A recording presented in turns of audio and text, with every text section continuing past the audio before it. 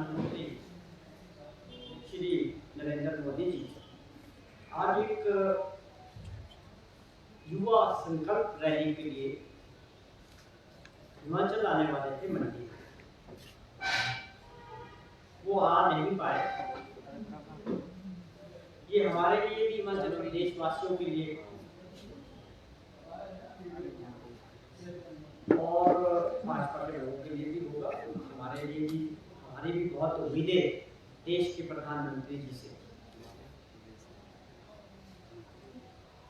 पहले भी माननीय प्रधानमंत्री जी हिमाचल प्रदेश के दौरे पे जब भी आए, मैं ये कह सकता हूँ कि हर बार हमको निराशा ही मिली प्रदेशवासियों को। उसका कारण कि जब प्रधानमंत्री जी 2014 से अगर हम बात करें तो बार बार इस बात का जिक्र करते हैं कि मेरा हिमाचल प्रदेश से बहुत गहरा नाता है, और कई बार वो कहते हैं कि मुझे अपना दूसरा घर जो है हिमाचल प्रदेश में लगता है। हम पहाड़ी लोग हैं, भावनात्मक भी हैं, भावनाओं में आ जाते हैं, और उस बात को हम ये समझते हैं कि बहुत खुशी है कि अगर देश के प्रधानमंत्री हिमाचल प्रदेश के बारे में इस तरह सोचते तो हमारी उम्मीदें और बढ़ जाती है कि भाई हमारा एक संस्कृति है कि अगर हम किसी के घर भी जाते हैं तो खाली हाथ नहीं जाते, मिठाई का डब्बा जरूर लेके जाते हैं साथ। तो इस तरह से हमें हमेशा उम्मीदें रहती है माननीय प्रधानमंत्री जी से कि जब वो हिमाचल के दौरे में आते हैं तो हमें कुछ प्रदेश आर्थिक संकट से गुजर रहा है, 70-75 हज़ार करोड़ रुपए का कर्जा सरकार पर, आप कहिए हिमाचल प्रदेश की जनता के ऊपर एक बहुत बड़ा बोझ है। हमें आज भी उम्मीद थी कि माननीय प्रधानमंत्री जी आएंगे, और आप ये कह सकते हैं कि सरकार को क्या कारण रहा, क्यों नहीं आ पाए, वो भाजपा के लोगों की चिंता है कि वहाँ युवा लोग जुट पाए या नहीं जुट पाए, कितनी संख्या में जुटे, वो आप लोग हमसे पहचान करते जिससे सहायता के तौर पे प्रदेश सरकार और प्रदेशवासियों को कुछ मिलता है। प्रधानमंत्री जी ने सारी बातें, जितनी भी योजनाएं दी हैं, सारी पुरानी योजनाओं का जिक्र, वो आप लोगों के सामने है, मीडिया में सारी बातें आ चुकी है, उसमें कोई नई योजना और नई बात उन्होंने नहीं की। खासतौर पे हमारे कुछ सवाल है कांग्रेस पार्टी की तरफ से, हम भाजपा की जो सरकार है हिमाचल प्रदेश में उनसे भी जानना चाहेंगे कि इलेक्शन के समय में 8 साल पहले भी इसी तरह जो हमारे ट्रांसपोर्ट मिनिस्टर है नितिन गडकरी जी हिमाचल के दौरे में आए, और धर्मशाला में बहुत बड़ा एक प्रेस के माध्यम से उन्होंने आयोजन किया और एक बहुत बड़ी घोषणा की हिमाचल प्रदेश की। 69 नेशनल हाईवेज जो 8 साल पहले बोले गए, हमें बार बार इस याद को दिला रहे हैं सरकार को, माननीय मुख्यमंत्री जी को, कि आप बताना तो चाहिए कि उन 69 नेशनल हाईवे जो आपकी सरकार ने प्रदेशवासियों के लिए घोषणा की थी, आप बताएं उनमें से कितने नेशनल हाईवेज पे काम हो रहा है, उन नेशनल हाईवेज की डीपीआर कितने की बनी, काम कितने पे शुरू हुआ। आप खाली चुनाव के दौरान लोगों को भ्रमित करने के लिए जो घोषणाएं कराते हैं वो जमीनी स्तर पर उतरती नहीं। तो आप ये समझिए कि जो 8 साल पहले की घोषणा है उसका जवाब नहीं मिल रहा है सरकार से, बताना चाहिए।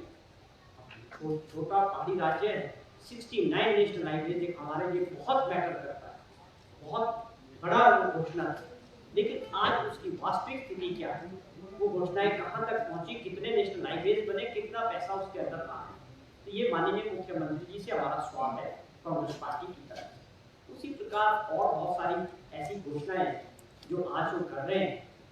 आज युवाओं के जो हालात है, बेरोजगारी का और महंगाई की सबसे बड़ी जो समस्या प्रदेश की जनता के सामने और देश की जनता के सामने है,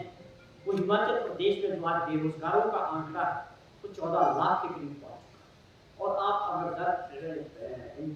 बेरोजगारी की जो दर है वो 15% के करीब देश में सबसे ज्यादा हिमाचल प्रदेश में।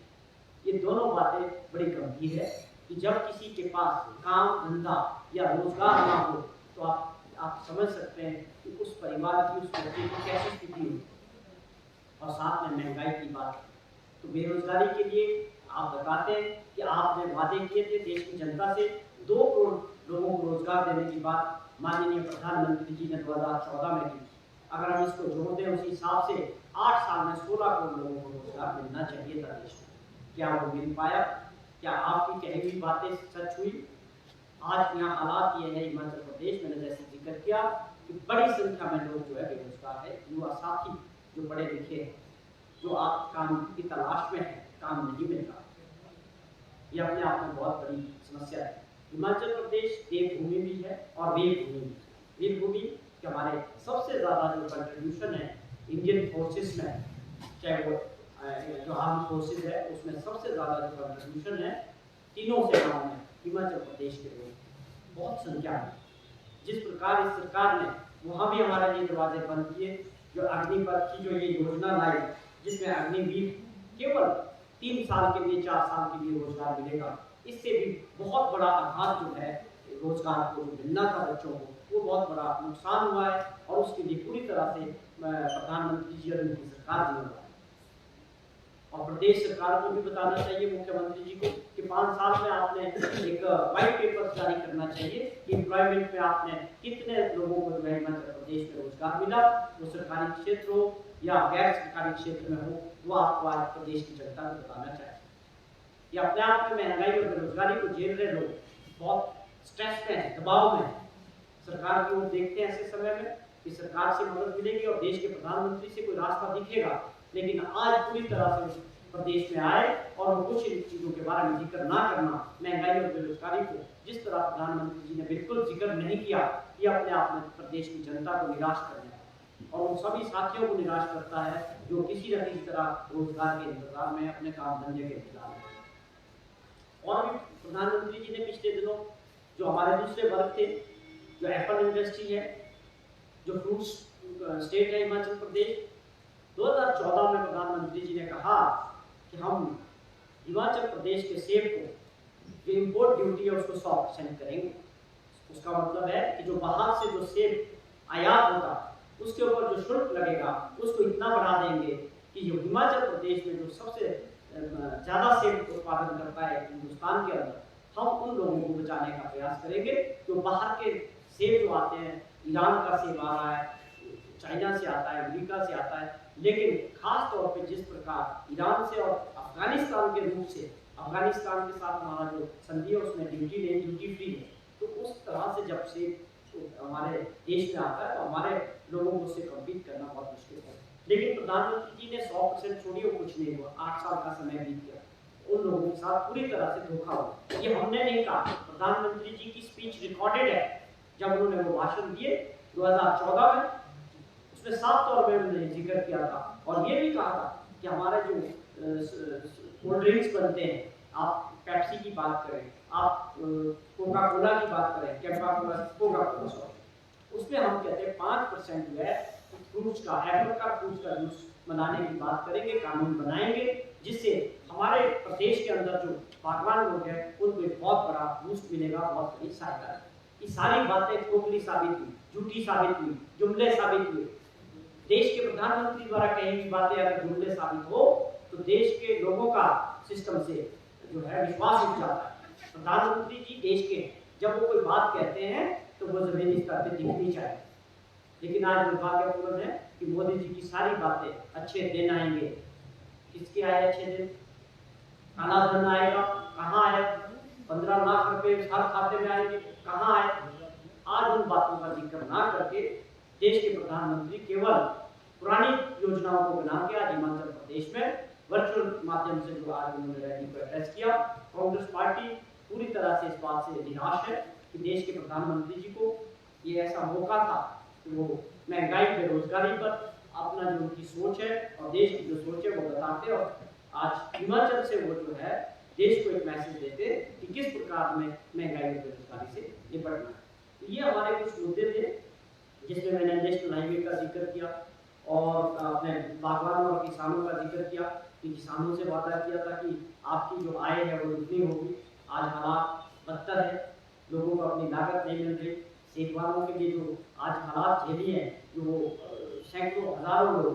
पिछले 2 महीने सड़कों पर एजिटेशन कर रहे थे और सेक्रेटरीट का घेराव कर रहे थे, उसके बाद जो हालात हुए, जिस प्रकार मंडियां गिरी और उनके जो दोस्त थे मोदी जी के, अदानी वगैरह, जिन्होंने यहाँ स्टोरेजेस स्थापित किए और अनुदान दिया, 90% अनुदान दिया भारत सरकार से, तो उसके बावजूद जिस प्रकार से रेट्स गिरे, मार्केट गिरी, आज उन किसानों और बागवानों को उनकी लागत नहीं मिल पाई। तो ये कंसर्न बहुत बड़े थे और ये सारी बातें जो है किसी भी तरह से एड्रेस नहीं हो पाई। तो ये कुछ हमारे मुद्दे थे जो हम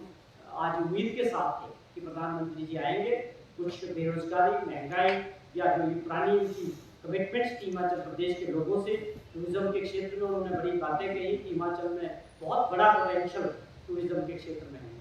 टूरिज्म में निश्चित तौर पे अगर इसको हम आगे बढ़ा पाते, नई अच्छी पॉलिसी बनती, भारत सरकार से हमें सहायता मिलती, तो टूरिज्म एक बड़ा क्षेत्र हो सकता था जो हमको, हमारे बच्चों को रोजगार दे सकता था। तो आज जो था इंफ्रास्ट्रक्चर वो भी पूरी तरह से गिर चुका है, हालात बहुत खराब है। टूरिज्म को बढ़ाने में कोई योजना भारत सरकार से प्रदेश सरकार आगे नहीं बढ़ा सकती, वहाँ भी हमको निराशा ही हाथ लगी। तो कहने का मतलब है कि कोई ऐसी 5 साल की इस सरकार की उपलब्धि नहीं है जिससे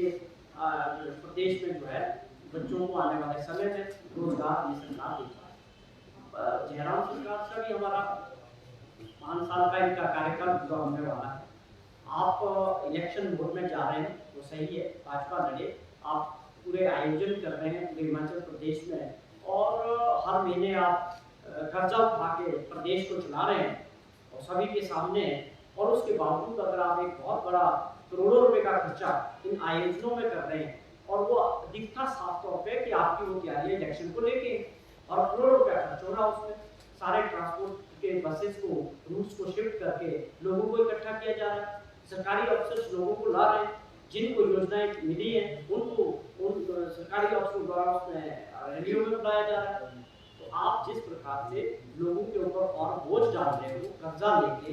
वो सही नहीं है। माननीय मुख्यमंत्री जी से भी हमारा आग्रह है कि आप भी बताएं, इस पे एक व्हाइट पेपर इशू करें कि आपके 5 साल के कार्यकाल में कितना कर्जा आपने लिया और उस कर्जे का उपयोग कहाँ हुआ, कितना कर्जा हो, कहाँ खर्च हुआ, या विकास कार्यों में कितना लगा, आपको ये प्रदेश की जनता को बताना है। ये उनका हक है, उन्होंने एक विश्वास के साथ 5 साल पहले आपको मौका दिया था, तो ये आपकी जिम्मेवारी बनती है कि लोगों का लोकतंत्र में विश्वास मतदाताओं का बनाए रखने के लिए। ये कुछ सवाल हमारे आज आपके माध्यम से माननीय प्रधानमंत्री जी से भी थे और माननीय मुख्यमंत्री जी से भी थे। ये मेरा आज आपसे था, कोई आप सवाल करना चाहें तो